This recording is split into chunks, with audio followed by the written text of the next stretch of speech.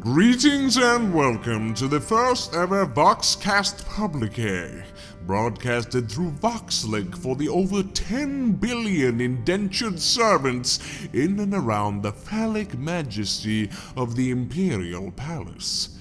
This Voxcast is brought to you by the Cult Mechanicus of Mars, the Administratum, the Adeptus Astra Telepathica, as well as the Emperor's 10,000, the Adeptus Custodes, who shall be your most fabulous host for tonight.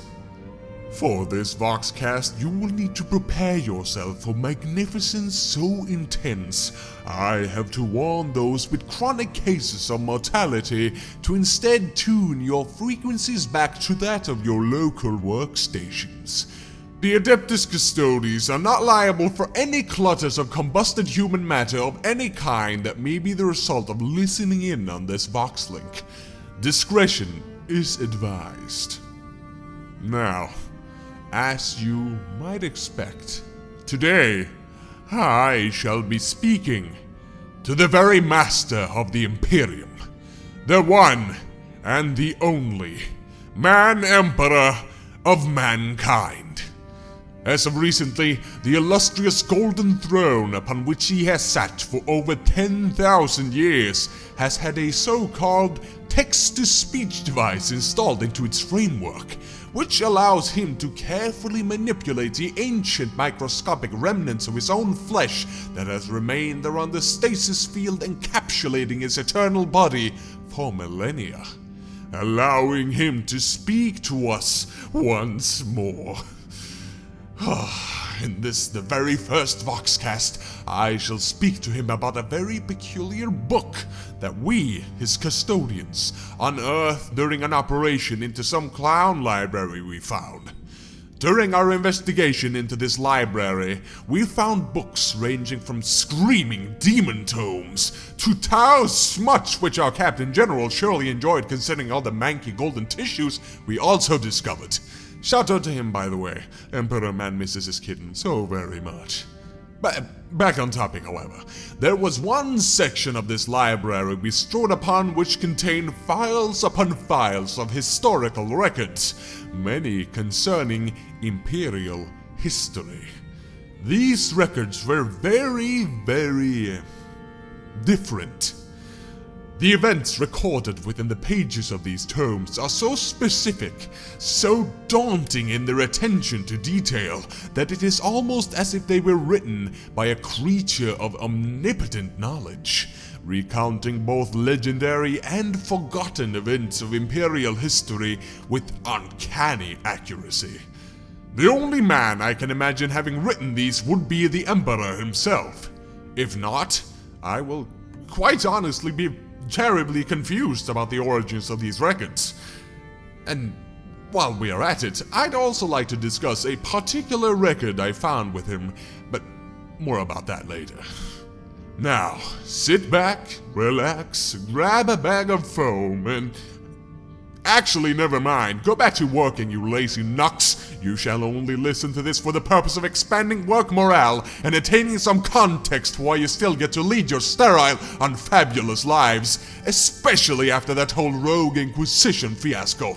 By Velda's Viper. Nah, nevertheless, let us go and meet the Emperor. Master Lord Emperor Man! What? How are you doing, my king? A lot worse now that you are here. Why have you come? Pardon my harsh and sudden intrusion. I should have lubricated your person with knowledge of my entrance in beforehand. You are the absolute worst. Why do you make your presence known to me in my time of mending? I am currently resting my broken psyche, but the tranquility required to do so is getting smashed almost half as badly as your hindquarters every Blood Games practice. I feel some information I've discovered may be relevant to your interest. If you give me this information without a singular terrible innuendo, I may consider listening to you. Oh, certainly. You see, I was thrusting forth through the bowels of that clown library. As one of the 10,000, you could possibly be my biggest failure, and you are living proof that eugenics does not work. Oh, really now? I'm starting to see why that priest threw himself into the fire. What did you just say? I was getting to that.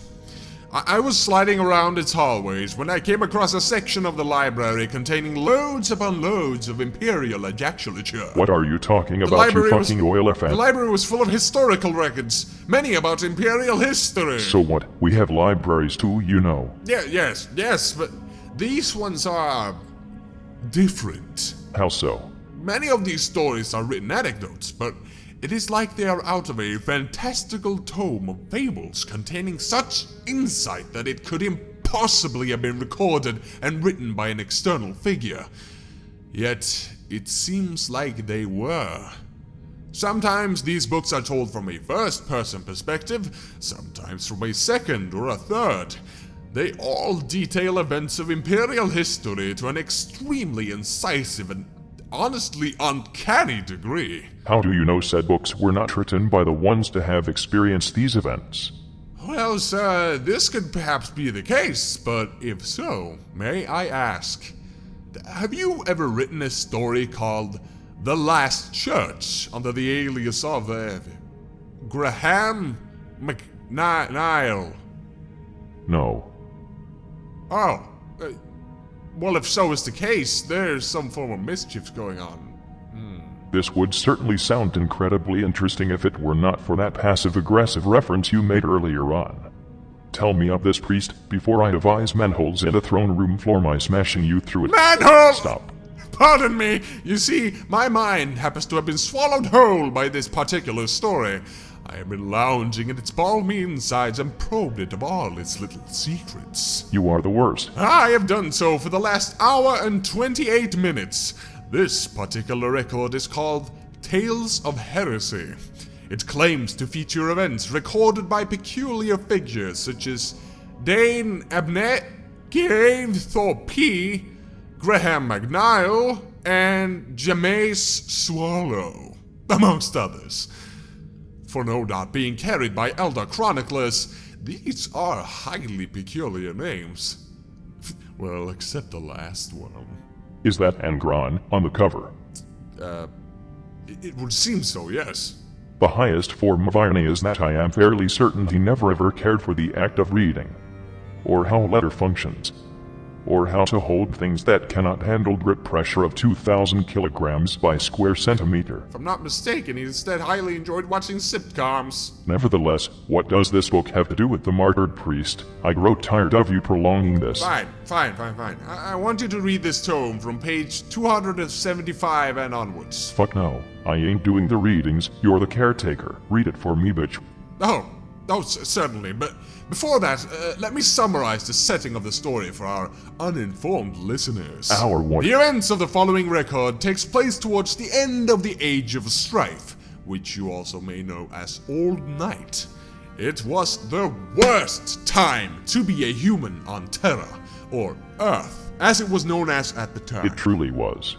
Before the Age of Strife, humanity had reached the pinnacle of its progress in the field of science and technology during the illustrious Age of Technology. Yes, yeah. I was so proud of our success, and things were truly looking up for man. Oh, how shit has gone south since then. Oh yes, humanity traversed down south faster than a space wolf picking up the scent of dust after the Age of Technology. As humanity conquered the thousands of planets throughout the Milky Way galaxy, prospering for millennia, this era of expansion suddenly came to an end all too soon. A huge influx of mortals started developing psychic powers, becoming what's known as psychers. It had to happen sooner or later, but this was an absolutely atrocious time for these symptoms to start cropping up. Yes. Psychers were barely a thing before this, I reckon. With the sudden influx of asshole psychers, a corrosive wave of insanity, possession, and warp storms came with it, making space travel practically impossible. This isolated the settled planets from one another for millennia to come, giving massive leeway for 1,000 haughty pocket empires to form, causing an age of segregation amongst mankind the likes of which has never been seen since. Not only that, though, but towards the tail end of Millennium 23, the technology that mankind had revered during the Age of Technology turned as vicious AI called the Men of Iron rebelled against humanity in the Cybernetic Revolt. Huge wars spawning across all human worlds, starting what you might call the Mechanicalism. The wars of the machine were a massive hassle.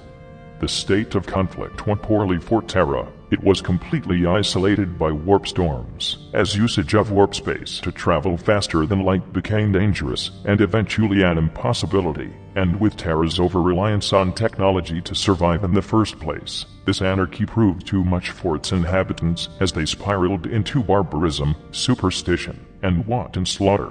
Terra's feeble governments eventually broke down completely as the planet became naught but a massive battlefield for techno-barbarian warlords. But during this horrible, horrible time, a light emerged from the darkness. A great warlord stepped forth and started conquering the lands of Terra with extreme efficiency. This warlord became known simply as the Emperor. It's you, boy. Yeah, whom with his army of genetically modified warriors, carrying swords of caged lightning, clad in plumed helmets and burnished plate the color of a winter sunset, the Thunder Warriors, predecessors of the Space Marines, started the Unification Wars. And now, with the Unification Wars almost at an end, mankind's new master made clear to the people of Terra. This is where our story takes place. So that is a nice and tight packet of information concerning the early history of mankind. Now please explain why you even brought it up in the first place. Oh, no worries. I'm just broadcasting a live boxcast for your 10 billion indentured servants within and around the Imperial Palace. Oh. Good thing you informed me of this in a timely manner, you flaccid cretin. I'm just bursting with surprises. I will make your nerds burst out of your abnormally large thighs if you do this again. Care to listen to this record before our next idle threat session, my king? Do it before I castrate you with mine bullets. Alright, okay, alright, yeah, alright, so, alright. Midnight service had once been crowded at the Church of the Lightning Stone. Fear of dark. And that is the record of the Church of the Lightning Stone, the last church on Terra. Who made a record of this? How is it even possible? I remember these events fairly well. This was a personal, one-on-one conversation between me and that priest. How is it possible for anyone to have not only overheard us, but overseen us during all that time? Alright, well, we'll get to that later. Just to summarize to anyone who just so happened to not hear the full story for whatever reason, I don't give a shit. The last church introduces us to Uriah Oliver. You suck. The priest and guardian of the Church of the Lightning Stone. Fuck you. Which is the titular last church on Terra. Church sucks. He reminisces about how popular his church was once upon a time. It was never that popular. His midnight service drawing in loads of people due to how frightening the wars of the outside world were. Absolute proceeds. Now, it's all empty, and he is alone. Nobody cares. But not for long. As he awaited his congregation in his lonesomeness, a single man entered his church. A stranger calling himself Revelation. It's you, boy. So this is the time when I can inform you that this is not an event typical of those recorded in that clown library. These records have a tendency to contain at least one, often more, combat segments presented in incredibly grandiose fashions. Not a surprise considering there is only war. This record is an exception, though. It's simply a dialogue between two people. A religious man of a simple mind led to his belief by personal experience, and a staunch unbeliever wielding cold logic as his weapon, yet is also laden with arrogance and prejudice. The fuck did you just say? This is established as harshly as can be only a few words into their dialogue, when Revelation calls Urias kind, dour, and leaden-hearted, having assumed him to be of the very same nature. And this is only one of the many up-and-coming arguments Revelation slams the poor priest's aged rear with throughout this recorded event. His aged mind required its medicine, but he insensibly refused it up front. Even with limited space, and unyielding stubbornness, and quite frankly a whole lot of shit plugging it up, the medicine had to get in somehow. Who's pulling innuendos out of the endo now? Your endo is near if you do not cease, vermin. Well, as I was about to say, Revelation's vindictive attitude, especially towards priests and religion in general, is made clear very fast, and Uriah proceeds to defend his belief as best as he can as their argument flares up. But he is no theologian. He's simply a man of faith, so his worldview is slowly and painfully deconstructed by this strange man for reasons eventually made clear. Take heed, listeners, for this is a statement of refreshing candor. The imperium of man is founded on the imperial truth. This is the belief that all faiths and beliefs in the supernatural is to be gotten rid of. This was an integral part of the Unification Wars, as well as the Great Crusade that I later started, reconquering the planets of the Milky Way galaxy much like I had conquered the countries of Terra. This record probably has one of the best demonstration for how the imperial truth functions on a theoretical and practical level. My king, while I adore you like none other, while I would give my life to save yours in but an instant, while I would serve you for an eternity and more, while I am thankful for your graceful masterdom of our undeserving species, I have to admit that you're kind of an asshole. Oh. I mean, sure, the Age of Strife sucked for everybody, and the religions of old no doubt penetrated the veil of morality more than enough times to warrant not existing anymore, but... come on. Are you of all creatures in existence really criticizing me right now? All in all, you entered that church to have a heated argument with some harmless old mortal. Quiet. He was 80 years old. Shut up. His only company was a rock. Shut the fuck up. I'm surprised he didn't die of a heart failure in the midst of the argument. Cease the vibrations of your vocal cords immediately before I expand their mass and make you choke on them. Choking is a function I have long since transcended. Do you not think I have argued with countless preachers of all different doctrines? For that is exactly what I did during those times. They all either fell into my ranks or onto their polished marble floors. What makes you believe Uriah Alathair was to be treated differently? I cannot rightly say. There is just something deep inside me, in my very core, telling me that you were kind of an asshole. I will humor you. Which one of my actions during the course of this record would you call asshole-ish? Well, first off, you assumed him to be dour and leaden-hearted, like, as you said, all priests in kind are.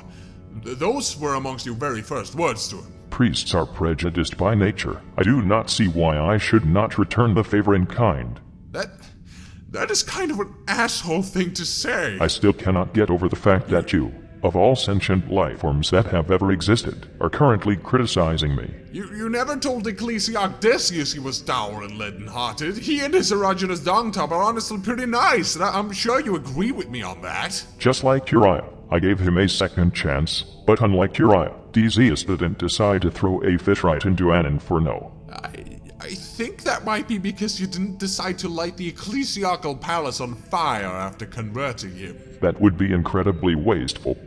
The ecclesiastical palace, and all cathedrals that once housed that wretched imperial cult, is to be dedicated to the galactical establishment of the new imperial truth as well as the worship of mankind as a whole. Why didn't you just do the exact same thing for the Church of the Lightning Stone then? I mean, before you started burning the church down, the old priest was all kinds of on board with the conversion. You had already convinced him that his religion was all but falsehood. As I said, some things are better left forgotten.